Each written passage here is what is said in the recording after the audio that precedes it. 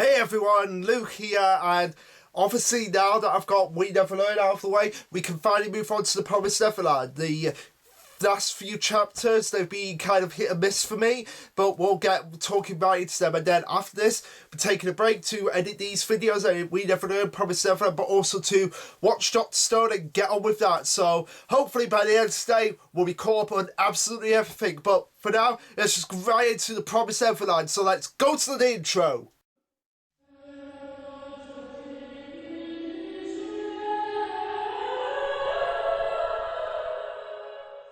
Alright, so this will be chapter 144 titled I'm Here, which after Ashley, the girl with the walls, I think, after we found out her backstory and what she was all about, we're finally moving back to the demons themselves, and we start off with a cover page of basically Lord Bayon's family. So we have I believe Lord Bayon himself. I don't know if it's like the current Lord Bayon or if it's like the Lord Bayon that was actually at Goldie Pond. But it's if I was to guess, this is the one on the right is the Lord Bayon that was at Goldie Pond, and the one in the middle is the current Lord Bayon, and then off to the left is the I believe it's the grandfather of the Bayon family, and then obviously we have the wife and the two young kids. So so this chapter focuses on all the demons actually and actually how the society functions as well. So that's interesting that we actually have a chapter focusing on demon society and basically the royal families and how they actually function in this society. Alright, so the chapter starts off in the Bayon's territory, and we see the clan of Bayon actually getting onto a train as the capture reads, all for one path towards the capital, and we see the wife of the... so it was the wife of the current Lord Bayon, and actually I believe this is supposed to be the daughter of the current Lord Bayon, and actually the grandfather of the Bayon, and actually the granddaughter or the grandson. I believe it's supposed to be the granddaughter of the Bayon that was at Goldie Pond, the one that was actually killed by Lucas and Oliver. As they go on to say, where are you going? And the wife of and Mrs. Bayon actually says, to the royal capital, I'm off to see your father. And then we cut to Ivik's territory. If you remember, Ivik's actually one of the first demons we actually saw, which was at the table at the end of volume 1. It was in chapter 7 at that table, and he was one of the demons that was actually discussing the Tifery, which was basically the sacrifice to the actual demon. I basically have to call him God now, the demon god itself. And we'll get into the demon god a little bit later on, because in these few chapters Emma actually does meet up with him again, and it's pretty interesting to find out exactly what's actually going on with them and what they're actually all about. But anyway, continuing on, in the Evox territory and in the Dawson territory, and I want to talk about the we actually get snippets of all the actual different territories of all the different royal families of the demons as we actually look around to the actual world, and we get the Nomads territory, which is actually a flying fish train. I want you to picture that. Look. If you can actually see it. A flying fish train, guys. Oh my god, that is just like creative gold right there. A flying fish train, which would probably make it a little bit more awkward and a little bit more terrifying if the kids actually came across that when we actually get to, if we actually do get to a war between the human side and the demon side. Anyway, I believe that the wife, I believe that Mrs. Bayon is actually continuing on, actually saying these lines here, which is, everyone's gathering, there's a very special festival going on, before we cut to the royal capital, and the caption goes, November 11th, 3 days until the Tifery, as we see all the demons basically just gathering together, basically, and it's basically like a parallel to how we would be in our world if we were gathering for a festival. They're basically... I feel like the authors are basically trying to say to us, like, look, these demons, they've actually built up their own society, they built up their own regiment, and they actually have every right to be alive in this world as the humans do, as well. And whether or not they're actually going to come to a compromise, that's anyone's guess at this point. We then cut to actually inside the royal capital, where we see some of the demons going on to say no delays on the preparation for the Tifery. We've also been receiving the offerings from various places one one after the other. We've got reports that each of the 5 noble families have also departed. This here says that everything with God's meal is going favourably and looking to arrive tomorrow. As we see, I believe, Evox, Dawson, going, good work, as one of the other demons, I believe it's Pupo, going on to say, Lord Dozer, no, I think it is Evark, that the one that's saying good work, and then it's Pupo going, Lord Dozer, as we see some of the other demons going, it's useless to search for him, Lord Pupo. I'm sure that fellow pushed all the hard work onto us and went off to play somewhere. I can't remember exactly the name of the demon. That's the one that has like the diamond across its face. I can't remember the exact name of that, but that demon. But it goes on to say, "Good grief, Dozer's vulgar high-handedness really makes me sick." Again, showing different sides to the personality of demons. That they're all not just bloodthirsty monsters. They all have their different lives, and they've all established themselves as like what we could be ourselves as well. Like, not all humans are bloodthirsty raging monsters. We all have our own lives, and we're all trying to just make our lives and make a living. And it's the same that they're trying to establish here. Before they go on to say, it's because Her Majesty and Duke Evrog are so soft that guy gets to act like he's all higher than he really is. Before they go on to say, we need to have patience for the Teferi, Lord Nomu. Oh no! I think the diamond one is Lord Nomu. And they go on to say, if he returned to his own territory, then that's just good. Then that's just goodbye for him. Before they go on to say, but if I'm being honest, I think the same as well. I do believe that Lord Gayram was better than him. Okay, so sort of like establishing like a little bit of discomfort amongst the ranks of the demons, how they would have preferred if Lord Gayram, which is the big giant colossal demon that was towering over Norman when he went to meet him, and is actually trying to get those demons to actually fight with each other, so that they actually have to kill themselves. That's one part of Norman's plan. Although with Norman at this point in time, I'm not so sure exactly what his plan is, what his overarching plan is for everything. I mean, he wants to wipe out all the demons, but after that, what then? So anyway, they continue on to say, Lord Bayon, even if you actually think so, to actually say out loud, I can remember from my childhood they were beautiful and unselfish. They actually thought of people's well-being back then. To have all of that intelligence only to fall to the wilds. Why did it have to end up like this? So again, probably like the fact that they didn't actually want Gayren to actually be out there. They actually wanted him to actually be part of their establishment, but he had different ideologies and he didn't agree with what they were doing. So he kind of, I believe, took his client elsewhere, rather. Or his clan got banished. I believe it was banishment. Correct me if I'm wrong, but I believe it was banishment that actually got him exiled from the royal capital. But even still, the fact that they're even actually acknowledging the fact that he was way more intelligent than some of the demons that they have, and it's a shame that they actually had to fall to that. Or maybe that's the story that they spun. Maybe that they actually fell to the wilds, but instead, no, they were actually banished out, and they actually got into the mind like, okay, they were wild or something like that. But anyway, we cut to Lord Gayren as we see him just like looking over the royal capital, so obviously preparing for like his assault on the royal capital, being like, hey, I want a chance to be a royal again, and or I am going to take over this place and you're not going to stop me. And I believe is that the last we see of the demon? Yes, that's I believe the last we see of the demons in this chapter, as we cut back to Emma and Ray still in that area where they're actually trying to get to the demon god itself, and they find this four-dimensional hypercube, as Ray actually puts it, with Emma going, what is this? And Ray going, a four-dimensional hypercube, and inside is a 360 spherical black hole. Could this really be a black hole? But it's so small. It could also be a wormhole, but in many cases it's a hole. That means it has to connect to something else, which of course connects to actually getting to the place where you actually meet the demon god itself. As Ray goes on to say, but I somehow get a really bad feeling. He starts to mumble himself, and I've got my laptop here so I can actually read what he's actually saying.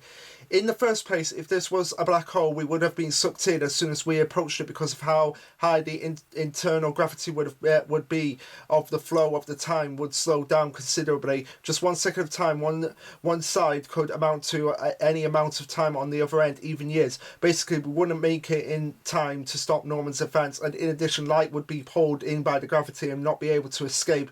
Then it could have been, and then he goes on so much that the actual mumbles actually cover up what he's actually trying to say, and Emma's just looking like really confused about it. And again, that's kind of like really confusing me because I don't know anything about black holes, so I don't know what I get the basic understanding of what Ray's saying here, but again, I'm no scientist by any stretch of the imagination, but I do know that black holes just suck everything in, and as Ray says, if it was a black hole, it would have been sucked in as soon as they actually got there. But but Emma goes on to reassure him that it's okay, as the god would definitely be passed here. As Ray goes, I guess so, and he goes on to think, that's it. That messy way of thinking won't do us any good. The doubt and fear too. Press on and believe. As they both hold hands and they go, "Let's go." And Emma's like, "Wait for us, Norman. Soon, everyone." As we get and then we just cut to Ray just on the floor, and he's like, What's going on here?" And he looks around and he's like, "Where am I? Where's Emma?" And then we see a voice call out to him, which is Ray. As we see Anna, Nate, and Liney actually come in, and he's like, what is this the hideout? And then he's like, are you real? Because again, that's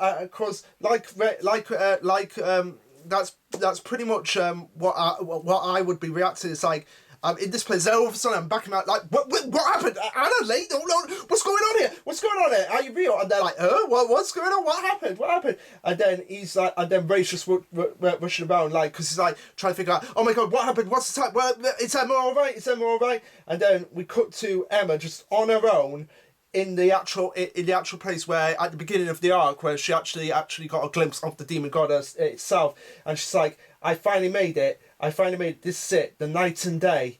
As we see the dragon like Griffith sort of thing, like towering over her, and then they catch an eye of it, and then we see the actual demon god actually just strutting over to her, like with its hands behind her back, kind of like what happened in the opening to Dragon Ball Super, where we had Master Roshi just strutting out. That's kind of like what the demon god is actually doing now. And an interesting effect happens here is that the demon god, as it's actually approaching Emma, actually changes its form. It's actually starts to go from strutting itself to like slowly gracing itself over it, and then it actually de-evolves into like a child form. And that's really interesting because this actually reminds me of how people perceive truth in Fullmetal Alchemist, which was basically God in of itself, of the Fullmetal Alchemist world, and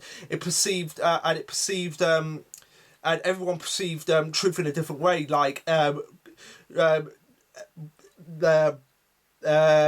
Edward, I was trying to think of Fullmetal Alchemist, was that like Edward saw truth as just like this childlike figure, whereas I believe Roy Mustang saw truth as more of like this imposing figure over him. And it's kind of the same here, how the demon god actually regresses into a childlike form to greet Emma, and it's like, we meet at last, Emma. And she just has no fear of him, just stands towards, like, I made sure to come from the entrance this time, God. As he goes on to say, well, I said so, right? There's nothing yet, there's everything. I knew you'd come here. As she questions him about Ray, and he goes on to say, it's okay, he went back to his family. That boy wasn't able to make it here. He only had a little bit to go too. He's still being confined, but the walls are his own. He could understand things within his head, but he was not able to go beyond that. He is the world, and the world is him. The world is his wall. he really has nowhere else to go. So again, it might be what the god is what the god basically might be saying here to Emma is basically Ray has these barriers that has been set up, and even though he's really intelligent, he can't think beyond his intelligence, and that's what's holding him back, which is probably one of the reasons why he couldn't make it to the demon god itself, and why he was sent back and he actually failed to get to the demon god. But anyway, that's my interpretation of what happened with Ray, how he has these mental barriers and he can't actually exceed beyond those mental barriers, which makes it impossible to actually make it to the demon god himself. As it goes on to say, in other words, it's more difficult the more you think things through. You must free yourself, free your world, which is what Emma has done. She's able to just be more open than Ray herself, more open to people, more open to ideas, more open to the possibilities.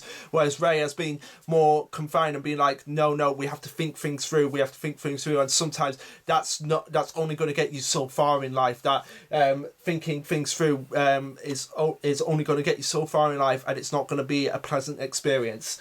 But anyway, the Demon King goes on to say, "What a fine mind! You seem like you'd be very delicious." As the and I feel like that was just that the Demon King was just saying that just to kind of mess with her. But I do believe that the Demon King would actually eat her if it actually had a point. But I'm surprised that this has actually happened. Like, we've got the Demon King so early on. Mind you, I say so early on. It's been like about 39 chapters since the beginning of the arc, since Emma first had a glimpse of the Demon King, Demon God itself. But anyway, it goes on to say, "So, what have you come here for?" As Emma goes on to think about everything that's gone on. "Search for the seven walls. I'll wait for you. Let's make a future we won't regret. You don't have to worry. Sorry. The future I want to free all of us cattle. I don't want to kill the demons, and I won't let Norman go at things alone." And Capture says, "The promised time is now here." As Emma goes on to say, "I've come to reforge the promise," and that's where the chapter ends. So, not really much to say about this chapter. I mean, it had some. I mean, it was more like set up for the Teferi and Emma actually meeting the Demon God and actually saying up what's going to happen when she actually reforges the promise. But that was chapter 140, and now we get to move on to the next 3 chapters now. Alright, so this will be chapter 141, titled "The Promise from 1,000 Years Ago, Part 1. And this is what I'm talking about, why I'm really excited to talk about these chapters. So, I'm eating sweets at the moment, so we're getting into this crazy caffeine expressive mood. Like, I've got my Diet Coke here that I'm drinking around, so perfect time to talk about something that I've been wanting to know for a long time. What happened 1,000 years ago between the demons and the humans that made this promise come into fruition? So anyway, we start off with a flashback with Lammy going, the god is a being who stands at the top of all demonkind, as Ray goes on to say, "We'll make a new promise with the god," before Nate, I believe it's Nate, goes on to say, "But just what kind of promise and how?" And then we get a caption that says, "The truth about the promise." So yes. Before we get him going on to say, "I wonder if we'll be able to do something like demons want to eat humans, right?" But again, no, that won't fly with Emma. As she goes on to say, "There's something pertaining to that here," as she points to something, and Ray goes on to say, "I see. So there wasn't just one promise." So this is actually really interesting, because it's pretty much saying up that God is very neutral. That actually makes a lot of sense. God is very neutral, but at the same time he bends things to make it more favourable towards the demon kind. But at the same time, he can be very neutral, and that's actually something really interesting, because I thought it was just going to be straight up evil, but no, he seems like a very reasonable guy that you can actually talk to. But of course, being a god, there's actually something that you actually have to give to him. So it's kind of like truth.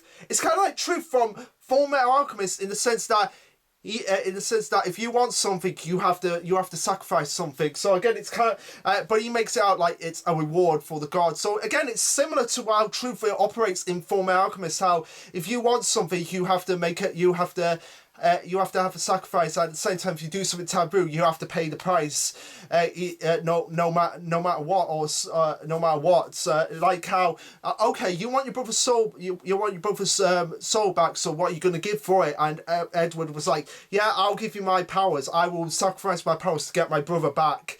And that was kind of like Edward's driving force for it, saying like he wanted his brother back and he was going to do it however means possible.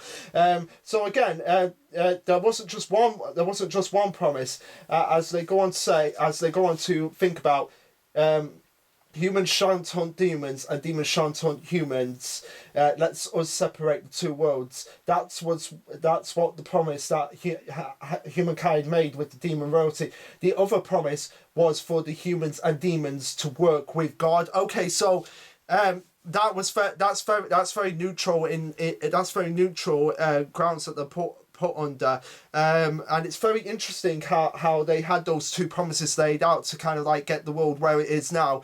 And it's going to be very interesting what Emma's ultimate resolve is going to be here. We then get a little sort of like mini flashback of a demon and a humanoid figure, and that's going to be important later on in this like little two-part chapters. But we'll talk about that when we get to it. As Ray goes on to say, we can do this if we use that. We can forge it. We can all escape from this demon's world. And it comes back to Emma meeting the demon god and going, "I have come to reforge the promise." As the demon god goes, "Okay." And this actually surprised me in the same way that it actually surprises Emma. And it's like, wait, it was as simple as that? Like. But of course, nothing is simple in the promise of Neverland. There's always going to be a catch. As Emma is freaking out, the demon god's like, "Okay, so what do you seek?" And Emma's like, that was simple, much simpler than I thought. "No, this is good, but..." As the demon king goes on to say, "But you must give me a reward." And we have no idea what that reward is. What Emma will have to sacrifice in order to make her promise come to fruition. I have one big theory about it, and we'll get into it when we get into the actual flashback of what happened 1,000 years ago. We then cut back to 1,000 years ago, where we see Duke Evil, I believe it's Duke Evil, talking with a cloaked figure. As the cloaked figure goes, "A reward." As Evil goes, "Yes, it's the price for bringing forth what you seek. To bring your wish forth, you give him what he wants, no refusing. Only then may you reach a promise." As we get the title page, and we see a lot of figures. We see a guy with a hammer, like a Viking guy. And we see a couple of other people. Now, these people are very interesting. If you actually look at them, they remind you so very much of some characters here. Now, I'm gonna go through them. One by one. Obviously, the guy with the owl, that's obviously supposed to be the original Ratari person, or the original William Minerva, or something like that, the original Ratari person, because they were the client that actually set up the promise to begin with. And we see another guy that has black hair and sort of like a scar on their eye. Now, that might be in connection to Ray, in a way, because these guys, they have to be connected to the characters in some way. We have this other guy over here, the bald guy, who looks remarkably similar to Vincent or Pepe, someone like that. Obviously, this guy right here that's standing right in the middle, that one right there with like all the gruff hair, that's probably a relation to Emma herself. And obviously the girl down here, that's probably a relation to Anne. And they're gonna have relations, as the title says, The Promise from 1,000 Years Ago, Part 1, and we cut back to just over 1,000 years ago. So again, this is getting really intense as we see obviously we see humans and monsters, as they call them. Like today they're called demons, but back then they were called monsters. As we see two people who are basically hanging on for their lives, going, "Damn it, those monsters! I bet they have more troops lying in wait." No. That as we see a guy with, as we see Lord Ratari. Okay, so that guy with the owl was the original Ratari guy.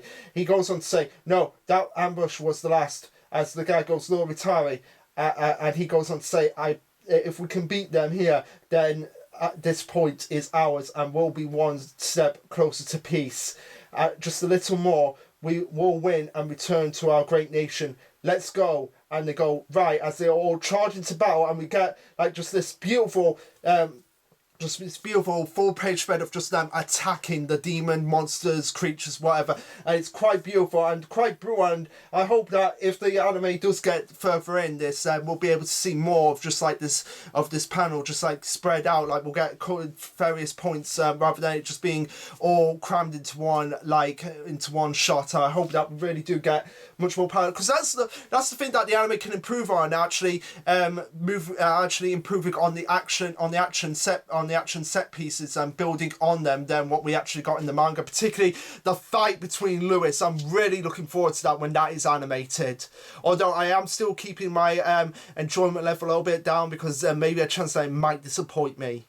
We cut to after the battle, where we see monsters and humans alike just completely sorted, as we see Lord Ritari and the 5 others that were basically in the cover page all gathered around candlelight in like their base of operations. As the messy hair guy goes on to say, there were countless casualties today as well. And the bald guy goes, how long will this fighting go on for? And the black-haired girl goes on to say, but just now we've overthrown an enemy point. That's a victory. And the Viking guy goes on to say, what can we do next time to win? And the Messiah guy goes on to say, peace. I wonder if there will be a way forward through these means. So again, showing how the effects of war just like basically making them feel like a little bit more degenerate than what they are, because I imagine at some point they were hopeful, like, okay, we're human, we can fight against these people, we're strong-willed, and we can fight back and make sure that they don't take over, basically become more of a threat than they already are. But I feel like after fighting war for so long, they've kind of like just lost a little bit of hope, and they need something to come in to actually give them that sense of hope that they need. But anyway, continuing on, they're shocked as the word peace comes on, and they're like, peace, as if they would even agree to that, which again the monsters would never agree to that. They want to keep developing themselves and at this point, and they have to do that by eating the humans and consuming their flesh and consuming their actual body structure and mentality and brain and physical brain power and all of that. So again, peace is something that they're just not gonna contend with. As they go on to say, of course we need to think of a method, and the Viking guy goes, no, we need to resist until the bitter end. And Lord Ritari goes, we'll offer up a portion of humans, what do you think? And we finally get his name, which is Julius, which again sounds similar to Judas. And if obviously a reference to the Bible story where Judas actually betrayed Jesus, and he's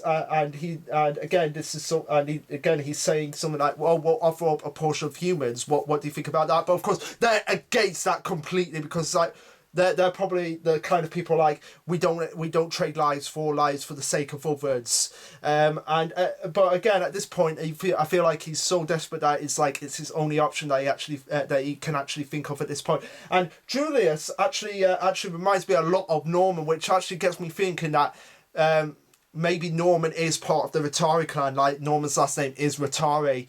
Now I know that's kind of late, like why would they put a Ritari, like again, they don't know who was born, they have no idea who, because if you remember, Isabella had no idea that Ray was her son at first. She just thought of him as another kid. So again, it's entirely possible that the Ritari clan put one of their own in the farms without actually knowing it. So it's entirely possible that Norman is part of the Ritari clan, but actually does not know it, and nobody actually knows it. But again, I get a sense in these chapters, looking back over them, that Julius, the fact that he's willing to sacrifice others to benefit his own goals, that's kind of like what Norman is doing right now. As they're all like kind of like a bit dubious of Julius's plan. The blonde-haired girl goes on to say they'll feel much more eager to negotiate if they won't have their food supply source cut off, is what you say, and Julius actually confirms that this is the actual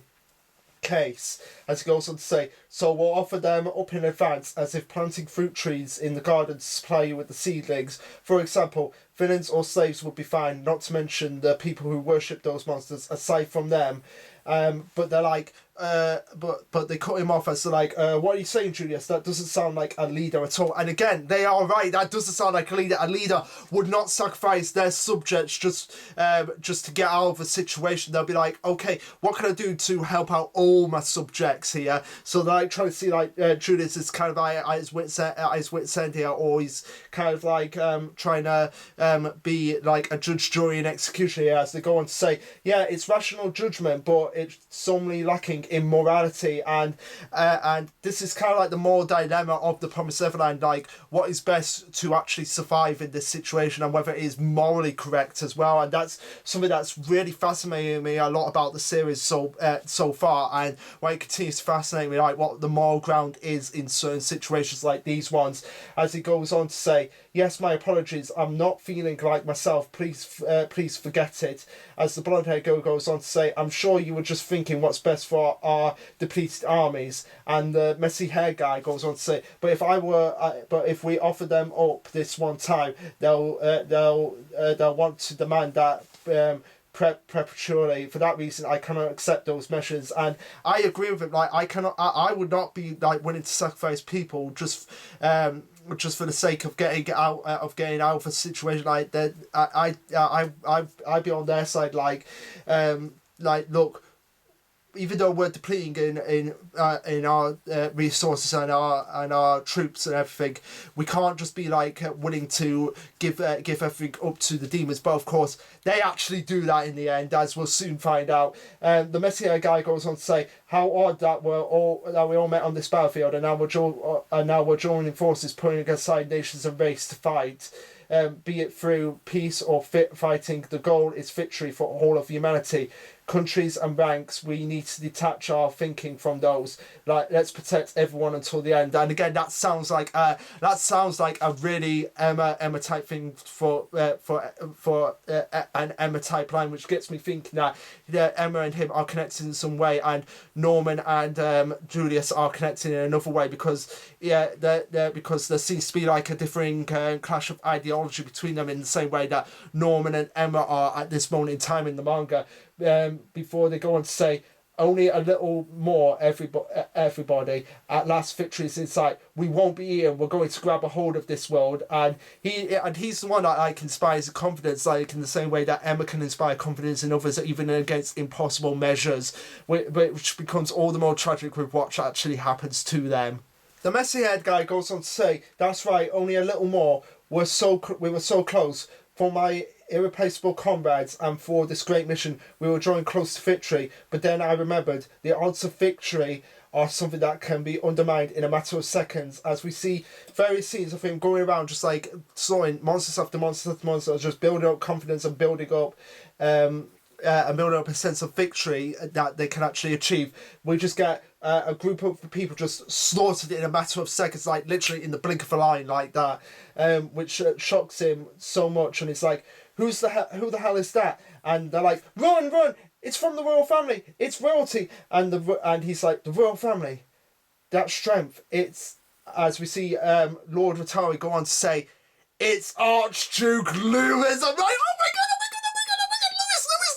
Lewis. I knew we were going to see him again at some point. That was my reaction. I had basically a fangirl scream when it was like, oh my god, it's Lewis is back. Lewis is back. Finally, and this is why I get the feeling that since they brought up Lewis at this point as being one of the ones that was actually there 1,000 years ago, as well, which which obviously makes a lot of sense, and actually was actually established that he was there 1,000 years ago. But yeah, just about, oh my god, I'm just so happy that they just included Lewis, and it actually makes sense that he would be there, because he's like one of the top fighters of, he's like one of the strongest demons that is in this series, and I get the feeling that he is actually going to show up again. There's actually going to be a point where Lewis is actually going to show up again to have a rematch with Emma. I don't think he's dead, because we never saw his body. We never saw his body when Goldie Pond was getting destroyed. We only saw his cloak and his hat. That's all we saw. We never saw his body. So that's why I feel like we're going to see him again at some point. But anyway, continuing on, we see just Lewis. We see Lewis with obviously his like his mask with like the different layers to it, and we see him not without his and we see him in just like regular attire. He doesn't have like his hat or his like cloak or anything, and we actually see like what his body actually looks like. Kind of like resembles how Noma and Nomus was actually like that, as he goes on to say, "Oh, how beautiful the moon is tonight. Now then, you're all that's left, as Lord Rotari as Julius goes on to say, yes, and he looks absolutely terrified of Lewis. And it goes on to say, and that's when I realised I'm so tired for the people, for the troops, none of that mattered. I was tired, as we get flashbacks of him going, I want to go back, I'm fed up with this. It's going to be over soon, and when would that be? That it was all lip service. I saw a chance of winning, but now there is just no way. I'll finish this right now. I will. As he smiles and puts down his weapon, and he's like, I assume you're Archduke Lewis. I want to meet your king. I would like to make a deal. And he get the catch of betraying his comrades, the start of the tragedy, and that's where the chapter ends. So it's like, oh my god. So that's basically what Norman would be like. Like, he saw like there's no way we can get out of this now. Lewis is here. He's too powerful. I have to do this. I have to do this for the sake of everyone. I've lost all hope. It doesn't matter what my comrades say. I've lost all hope, and this is the start of what's actually going to be a very important chapter coming up next. But anyway, that was the end of the chapter. Once again, really good chapter, just really good that we finally got some flashbacks to what happened 1,000 years ago, and it was nice to see Lewis again, just in all his glory, just like it's like he never left. But anyway, guys, let's just move on to chapter 142.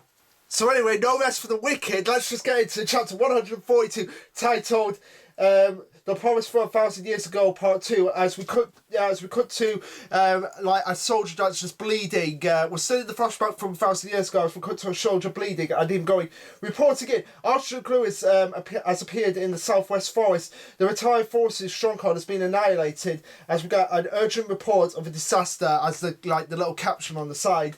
And they go on to say, General Rotari is also most likely, before we actually get Carthus, we see Julius's comrades, or should say comrades, because of what's about to happen to them. They go on to say, I'm going to search for him. The messy head guy goes on to say, I'm going to search for him. As the blonde haired girl goes, I'll go too. And the fat kid's like, all right, if he's still alive, we may not have much time. Besides, if their entire forces did end up being wiped out, if we don't recover the corpses, before the black haired girl goes on to say, they'll eat them. And it's like, wait. Before we actually see Julius actually walking in, almost as if he's like escaped and unharmed, and this actually gets them like really. I wouldn't say like it's sort of like hopeful, but at the same time there's something like going on. It's like in darkness, and it's just like that. And I really love what they did here. Like, they just covered up his eyes, like just in darkness like that, and it's like a symbolism of the fact that he's now turn to the dark side, but it's like has to maintain the fact that he's still in the light, sort of like how what happened with Norman, and how he had that side of his face covered in flesh, and then the other side of it was just skeleton angel, like an angel and a devil type thing that's going on here. But anyway, as Julius walks in, they go, Julius, we're so glad. Are you injured? I was so worried. I'm sorry for worrying. Before Julius goes on to say, I'm sorry for worrying you, or I have something I'd like you to hear right now. As he gathers them all around a circle before going on to say, before they go on to say, you want us to reconsider that proposal. Obviously, the proposal being like they sacrifice humans to the demons themselves, and the caption says, all gathered around for the last round of discussion before ... Obviously, before the tragedy actually happens. That's what it's obviously actually saying. As the blonde-haired guy goes on to say, that one about offering up a part of humanity in order to forge peace with them. And the black-haired girl goes on to say, however, I thought we decided against that before. And again, they're actually bringing up very valid points here, like, wait a second, before we were actually so hopeful that we could actually win this, and now all of a sudden you're going back on what we said. What's going on here? I'm like, oh my god, you guys, oh my god, what happens to these guys is just so tragic, but also so poignant to where we are right now in the story. And I'm really glad that we actually got this at the right moment, at the right time. Julius goes on to say that, but if we present them once, that'll be the end of it. We have this method which, by doing so just once, we can serve interactions with them for eternity. And the blonde-haired girl goes, Julius, as in, like, what's happened to you? We thought you were different and now you're doing this. And he goes on to explain, this is certainly preferable to losing thousands on tens of thousands of troops and people onwards. You can't really fault him on his logic here, but at the same time, it's just something that nobody would want that on the conscious, the fact that they've basically rendered humanity to be slaves to these demons, to basically be food to these demons, and to not actually ever fight back at all. And he goes on to like just have a really depressed look on his face and really stressed out look, and he's like, I've had enough with sacrificing. But again, you're sacrificing humanity as well, Julius. You can't you see the logic in this? Giving up, you're still sacrificing people, even though you say you have enough of sacrificing.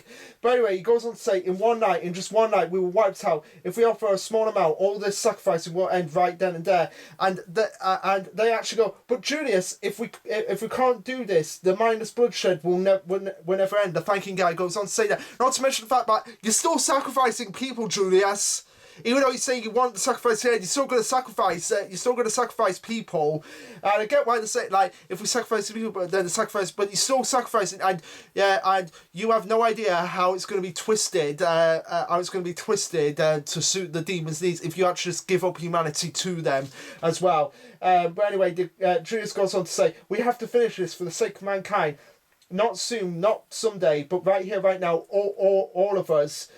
It certainly is a painful choice to make, but this is a constructive compromise. It is a price we must pay. No, that is never a price to pay, because if you're sacrificing these humans to say like, here, you can do whatever you want with these humans, we don't care. Then you're still depriving people of their chance to actually be free to actually be themselves, without the worry of actually being eaten when all their existence is just going to be to be for food. That's still going to be weighing on your conscience a lot, Julius, and it's no surprise why his comrades are against this. As he goes on to say, I beg of you everyone, please accept this plan. And they all look like I don't know if we should do this. And again, no, you shouldn't do this because it's all going to go to shit. And of course, the blonde-haired girl has to point out the obvious that I've just pointed out. What about all the suffering that will happen to those we offer up? Will their offspring, generation after generation, follow after them?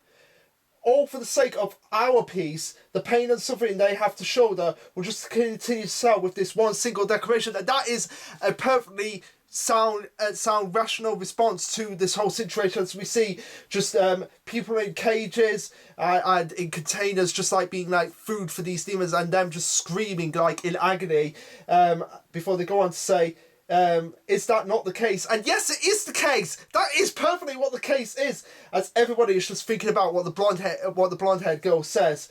And before the black-haired girl goes on to say, I've lost too many soldiers. My father and brother were eaten. All the others lost those families as well. Countless numbers of my comrades have been eaten by them. Before the bold guy goes, but even so, you and all of us here, haven't we been fighting all this time for the future we want? And the Viking goes on to say, even though all of the losses and all they robbed of us, haven't we come this far because we haven't given up? And that's the thing, that's the key here. They had Julius not given up, I guarantee that there might have still been a chance that they could have gotten out of this, but instead he took it as like just seeing it face first rather than seeing like all possibilities and all outcomes. So again, that's very much like Norman. He just sees it as like, oh, it's useless now, we give up, I give up and everything, we can't go on like this, we have to just accept that sometimes desperate times call for desperate measures rather than actually seeing it from others' point of views. Alright, so continuing on, Julius goes on to say, stop it, you're wrong. Those pretty words and those illusions, I'm fed up with it all. Again, showing how distressed he is about the whole situation, about how even though he would like it to be, I feel like he would like it to be the same way that it always is in his mind right now. It's like he's facing his reality of the fact that he's finding it kind of useless of the situation that they're actually in.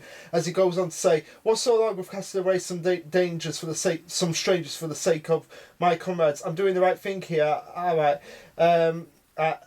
As the messy hair guy goes on to say, then why do you look like you're in so much pain, Julius? I know that you don't want to cast them away either. Again, showing like how he's kind of like in two minds of the situation and how he can see it from both angles, and he's like he doesn't know what to do. Again, in the same way that Emma didn't know what to do when she was like, I don't want to kill demons, but at the same time I don't want anyone else to get sacrificed, and she didn't know what to do. And I feel like because Emma had Ray there as always like her confidant to assist her, but at the same time to like snap her into place and be like, look, I know you, Emma, and I know you'll make the right decision in the end. But you have to look. You have to really say to yourself, "Is this what you want?" And the Messiah guy goes on to say, you think about your nation and your troops more than anyone else. You're straightforward and kind, and for that reason you feel much more responsibility for others and push on ahead all by yourself. And again, that's similar to what Norman is, how he's feeling like he has to do things himself, where it's like, no, you don't have to do things by yourself. You have us here. Let us help you. We are your comrades as well. And he goes on to say, but weren't you the one who wanted it more than anyone else? Peace for all of mankind, victory without compromise. I'm sorry that you had to suffer alone, but for your sake too, we just can't accept that proposal. And again, that's similar to how Emma was reacting with Norman, and how it's like, look, you were suffering by yourself, Norman, and I don't know why you didn't just come to us and just ask us. We are part of this as well, just as much as you're part of it. And I feel like Norman, while he kind of listened to Emma, he kind of like, yeah, I'm still going to do what I want to do, Emma. It doesn't matter what you actually say to me. And while Norman is actually more secretive in that regard, I feel like Julius is much more upfront about like, no, I don't care. I've already done this, as we'll get into soon enough. As they try to calm down Julius, and they go, what you need right now is rest. You must be exhausted. Rest up a little bit. And he's like, you're wrong. The very best peace we can achieve. I want to reach an understanding with you all. Otherwise, if I can just get you to consent to this, as they all look at him what are you saying here, Julius? Before he goes on to say, I see. No matter what I do, you won't change your minds. It's a shame. Honestly, what a shame. And at that point, he just absolutely snaps. And he has a lot of demons like just coming up behind him and to attack his comrades, and like, an enemy attack, further proving that no matter what they say, he is going to go through with it. And again, this is like what Norman is doing right now. It's like, even though he's listening to Emma and nothing has changed in her mind about about how she's against what he's doing, it doesn't matter, and he is actually going to do what he sets out to do for the sake of all the culture, about actually listening to what Emma really wants to say. This actually gives me the vibe that Julius is actually part of the Rotary clan. Norman is part of the Rotary clan, because he has that vibe that Julius is actually getting at. As the Messiah guy goes, Julius, you betrayed us. As he goes to say, I already reached an agreement with their king. As we cut to a flashback of the king going, Not bad at all. If we seize control of our food source, we can command and govern subjects more efficiently. We will agree to your peace. As he goes on to say, please forgive me, there was no other way. You become an obstacle towards peace. Therefore, as much as it pays me to do this, you are humanity's first cattle. As we see the comrades just getting picked up, and it's pretty apparent that they're going to die. But again, I feel like this is actually going to be mirrored when Emma actually confronts Norman about the fact that no, I've been to see the Demon King, and I've actually succeeded. And I'm sorry, Emma. I'm sorry I have to do this, but you are still an obstacle, and you're either with me or against me. And it's the same thing that's happening here. So I feel like that's actually going to play. This is actually going to play into what's actually going on right now in the present timeline. As we see Julius just have like I love, like, again, the shading that they do here. How we have where we have like a part of his face covered in darkness, and showcasing like how he's in two minds right now, but he's also going on the sense of insanity right now, as he goes on to say, now go on and become a foundation for peace. As he flashes back to as he walks away, he flashes back to parts where he was with his comrades and going, it's okay, this was the sole correct path. Someday somebody has to end up being the victim. Somebody has to be the one to finish this. It's over now. The human world will be saved. I've saved it. And while he thinks he saved it, it's going to be a lot more difficult than he originally intended. So again, this actually establishes a few things. Number one, where the promise actually came from, and how the promise between the human world and the demon world being split down the middle is different from the promise of demons not attacking humans. So there's kind of two different promises, and I wonder what's actually going to happen when Emma kind of reforges the promise that was actually made with the demons, because I feel like that he'll actually say, like, to Emma, the god, oh no, I didn't make that promise of not eating humans. That was something that they made. I didn't interfere with that. And I feel like that's something that Emma's going to have to go to the Demon Queen to actually negotiate with. But for now, let's get right back into the actual chapter itself. As Julius goes with Lord Duke Evoc to say, you want to you want the world to be divided into two. And he goes on to say, okay, I'll grant your wish. However, I will request a reward. And it flashes back to what was in the last chapter, where it's like it's the price for granting your wish. No matter what he does, do not refuse. As the demon god goes on to say, I decided first, Evoc, from you, I would like the finest meats you will ever grow. You can make them, right, humans, at farms. I want to eat better meats than you or your king ever would. And as he goes on to say, yes, I understand, my lord. And he goes on to say, now then, next up is you, Julius. For you, as Julius is thinking about what's actually going to happen, he goes on to think, once this is done, everything will be over. I can go home, whatever it takes. Julius, you've made a grave miscalculation here. Even if I must give my life here. Before the Demon King goes on to say, Demon God goes on to say, from now on, you'll be the gatekeeper. I wonder who the keymaster will be. I had to make that Ghostbusters reference. But he's like, Julius is like, what's going on here? Your role will be the mediator. You are to preserve peace between the two worlds. The promise that you and the king made, which you are not to break each other's customs. As we get like a little flashback of the actual promise from with the Demon King actually being made.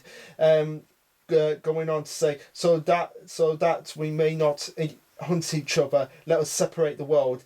And the Demon King God goes on to say, if the human side doesn't play a part, you wouldn't be able to rest assured, right? So your clan, who are humans, will play that role forever. Yes, you and your offspring, generation after generation, will be sucked into that vortex of fate. You can't escape from the friends that you tossed away, nor from your fate. So Julius thought was Julius thoughts that were going through his head was like, okay, if I can sacrifice these guys, maybe I can get out of this situation. But again, his client is like, you have to be the mediator between everything, Julius. You are not getting out of this. Whatever you do, doesn't matter if you sacrifice your comrades or sacrifice humans, you are still going to play your part in keeping this promise. And I feel like Julius didn't actually see that coming, and there's a look that he has on his face. He was like, oh shit, as the Demon King goes on to say, you two will become a foundation of peace. So again, it kind of backfired on what he wanted to do, but at the same time, he got his wish, but he didn't get his wish in the way that he wanted to. It was all to do with what the god wanted. We cut back to Emma and the Demon God as the Demon God goes on to say, sure, Emma, what is your wish? However, I will request a reward as well. And Emma kind of saw this coming as she goes, a reward. Mr. Minerva's pen talked about that, but with such simpleness, he really does seem like a kid. Emma, do not underestimate this god here. As she goes on to say, an existence of high dimension that has transcended space and time, who at one time divided the human world and demon worlds. What is he thinking of? What does he want? I can't read him at all. Almost like some fickle god. Yeah, he is fickle. Like, you can't predict what this god is actually thinking and whether or not he's going to grant something that's beneficial for you or whoever, or if it's actually going to be a negative for you. The Demon God goes on to say, the reward, it would have to be something important. Their ambition, their desire, what they long for, what I would want is something that is important to the other party, as this shocks Emma. And he goes on to say, will you make a wish despite that? What do you wish for?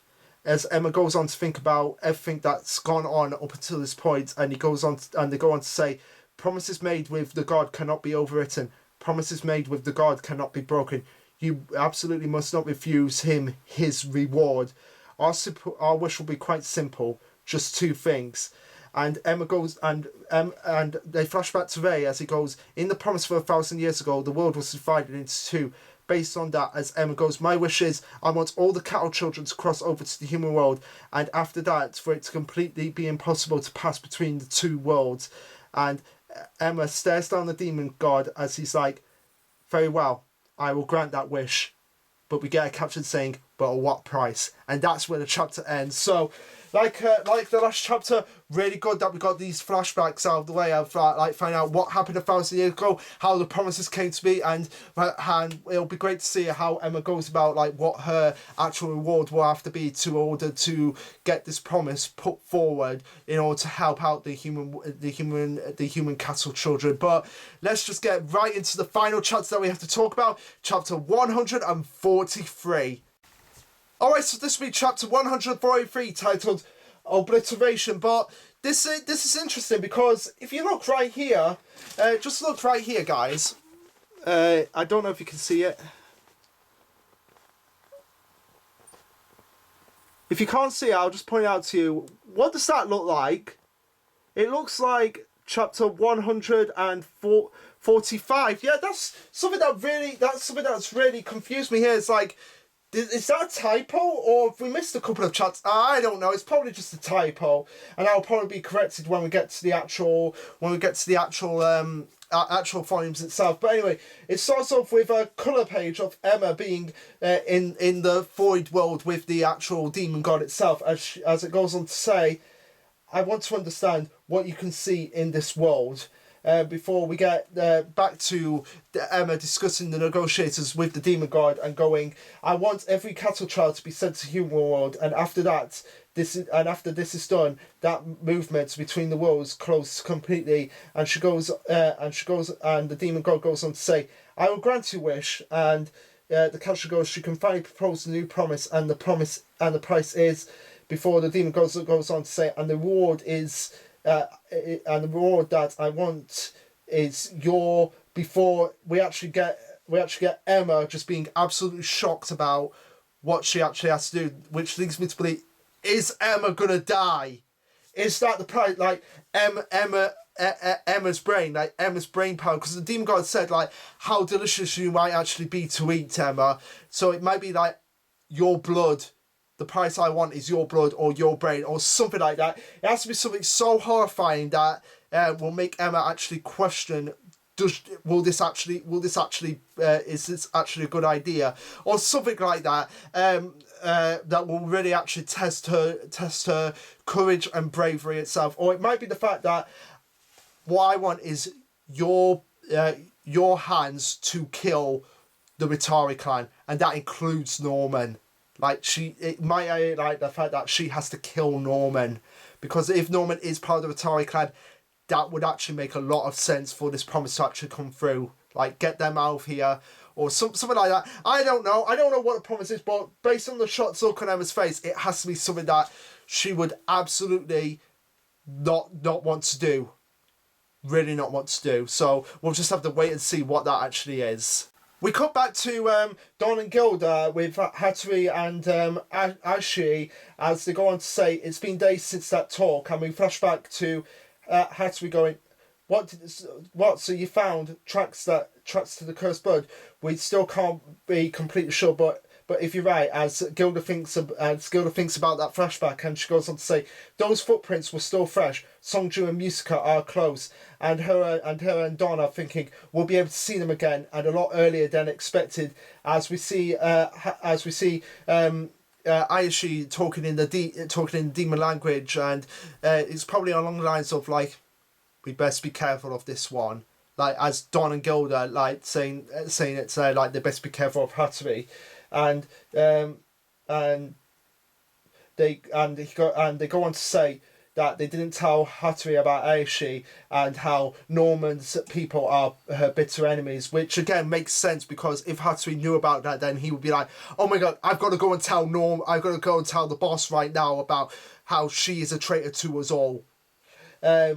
Before she's still talking in demon language, and Gilda goes on to say she hasn't said a single word in human language since that day, and Hattori's getting excited, going, Don, Gilda, what about all of these? As they find some footprints, but Don concludes that no, as in this is not Songju and Musica's footprints, and Hattori goes, it's getting harder to find more and more clues, and Gilda goes on to say, yes, after those footprints 3 days ago, it's as if they vanished into thin air.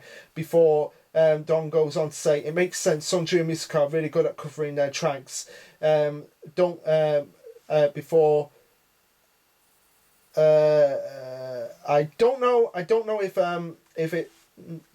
if it's actually no, it might be Hattori that's actually saying this, like, don't worry friends, we know we're heading the right way. Norman's map too, as I feel like Ayashi's like she's obviously keeping obvious tabs on Hattori, like thinking like something's going to happen here right now, and it's getting really tense. And at the end of this chapter, there's something that I really want to talk about when we get to it. As they continue on, Ayashi's wolves spot something and guides them to what is actually going on here. And Satu goes, are there more tracks? And Gilda goes, look right here, and she points to something below the leaves that have kind of like been thistled out, but they're sort of like scratch marks that are trying to like cover the tracks, but they leave behind one sliver of notice to them, as Gilda goes on to say these are covered tracks, but judging from the size, shape, gait, it must be, as Don goes on to confirm that these are Musica's footprints, and we get reactions from Gilda, who's very much in awe of the fact that yes, we've actually found them, but Ayashi's like more like I don't know. And Gilda goes on to say, and these were made last night or this morning.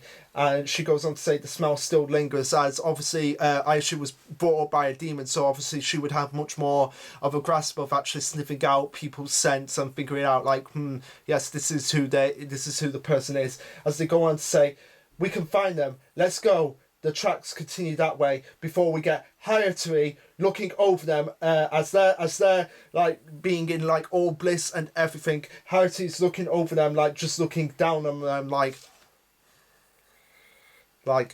great, we have found them, now we get to kill them.